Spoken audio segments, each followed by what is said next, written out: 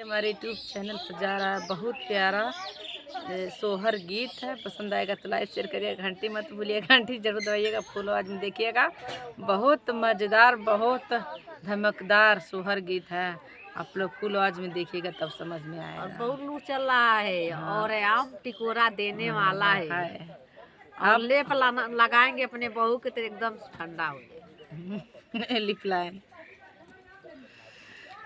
जेठ बैसाखा के बहलालू हरियान अउरी तापनियान हो। ए लाला ना रानिया खोली दे तू बाजारी के वाड़िया भीतर चलिया ए दानिया खोली दे तू बाजारी के वाड़िया भीतर आई जैती हो। ए ताना बचन सुना ले सुना पाएली हो। प्रभु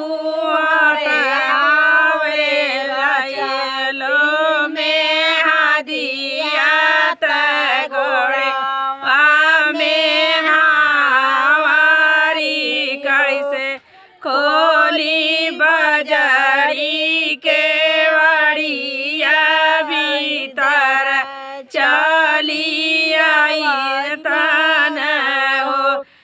प्रभु कैसे खोली बाजारी के वाड़िया भीतर चली आई बन हो।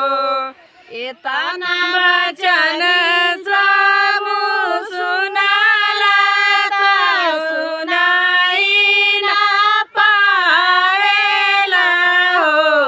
ए धाया धोइले तू हाथे के में हादिया त गोड़े के में हार खोली दे तू बाजारी के वाड़िया भीतर चली आवाती न हो। दाना खोली दे तू बाजारी के वाड़िया भीतर चली आवाती न हो। कुआन प्रभारी सासु तायावरी पान दियान हो। ये सासु कमाने बहिने के बोला लेते हरिया खोली देते हो।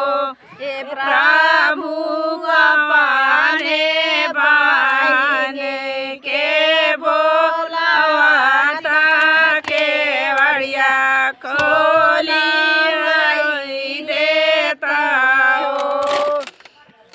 जेठ बैसाखा के बहलालू हरियान अउरी तापनियान हो।